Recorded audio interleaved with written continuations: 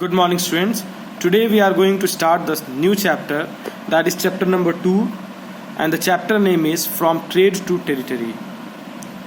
So let us see in a glance what we are going to study in this chapter. English East India Company struggle for the power. So we are going to study about the English East India Company struggle for the power. In this, first we will study about the Carnatic War, then is the conquest of Bengal, and then is the territorial expansion.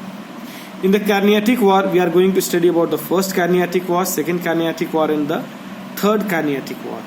In the conquest of Bengal, we are going to study about the Battle of Plassey, Battle of Buxar, and establishment of diarchy.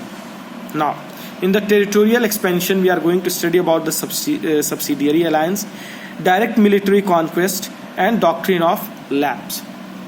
Now, in this chapter, you will unreveal how English East India Company, which came as a trading company, eventually became the supreme power in India. You will study how they consolidated their rule. So in this chapter, we will study that how the East India Company came as a merchant for the trading purpose and how they established their power in the country, how they established their rule in the country. Now, mercantilism and expansion of European trade. Now, the origin of EAIC and its power lay in economy theory of mercantilism, popular in Europe at that time. So, the main power of the EAIC was in the theory of the mercantilism, means the way it was dealing in the business or way it was doing the merchantship at the time of the European time in the Europe at that time. Now, according to this theory, the prosperity of a country depends on the capability to produce more than it consumes and export more than it imports in order to maintain the positive balance of trade.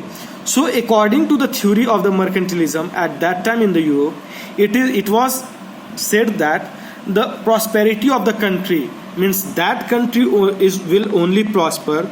The prosperity of the country depends on the capability, means the country should have the capability to produce more than it consumes and should export more than it imports. Then we can maintain the prosperity of the country by maintaining the positive balance of the trade.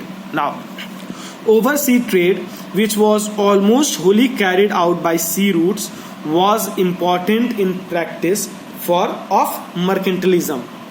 So oversea trade, which was normally carried through the sea route, it was a very important practice of the mercantilism. Now, in 1498, the Portuguese navigator and explorer Vasco da Gama discovered the rather long sea route to India from Europe. So in 1498, the Portuguese navigator Vasco da Gama, he discovered a sea route that was comparatively longer than the land route. So the trader who chose this route had to sail down to coast of West Africa to the tip of South Africa and then sail up again to Calicut, that is in modern day known as Kozhikode in Kerala. So the traders who choose to travel through the sea route, they had to take a long route, that is they have to go sail down to the West Africa and again to the tip of the South Africa, and then they have again to sail to the Calicut, that is Kozhikode in Kerala. However, for European traders, this route became necessary because the Ottoman Empire in Turkey and West Asia had disrupted the traditional route. Following this discovery, the first European to establish their trading in administrative center in India were the Portuguese. So, however, the land route was not possible as the Ottoman Empire, which was in Turkey and West Asia, has disrupted the traditional land route or had stopped the traditional land route for the traders. So they have to take the sea routes, and the first European that established its trading administration center in India was Portuguese. Now, European trading companies in India. Now let us see what about the European trading companies in India. After the discovery of the sea route to India by Vasco da Gama, the Portuguese were followed by Dutch, French and English merchants who came to India to trade in spices and textiles. They established their trading centers in India. Let us study about these traders in detail. So after the sea route was discovered by Vasco da Gama, the Portuguese were first to enter India, followed by the Dutch, then the French and then the English merchants who mainly came to India for trade of the textile and spices.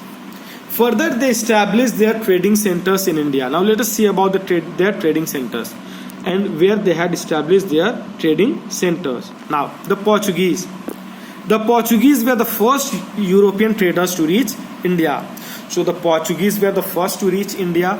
Though they landed in Calicut, their important colonial settlement were Goa, Daman and Diu. They were only able to retain their position in the western India. Now, although they first landed at Calicut, but their important colonial settlement was in Goa, Daman and Diu, and they were only able to retain their position in the western India. Now, Goa remained with Portuguese till 1961, after which it became the part of India. So Goa was the part of Portuguese till 1961, even after the independence, and after 1961 it became the part of India. Now, the Dutch. By 17th century, the Dutch established their trading centers at Surat, Ahmedabad, Broch, Karaikal, Pulicat, Balasore, Nagapatnam and Masolipatnam. So by 17th century, by the early of the 17th century, the Dutch also established their trading center, and they established their trading centers in Surat, Ahmedabad, Broch, Karaikal, Pulicat, Balasore, Nagapatnam and Masolipatnam. Now, eventually they shifted their attention to Far East and established a colonial empire in Java and Indonesia. But further, the Dutch shifted their attention to the Far East and they further established their colonial empire in on the island of Java and Indonesia. Now, the French established French East India Company, established in 1664, sought to expand its base in India. So the French East India English Company, it was established in 1664, sought its expansion to expand its base in India. It posed a challenge to English East India Company. So it gave a challenge to EEIC.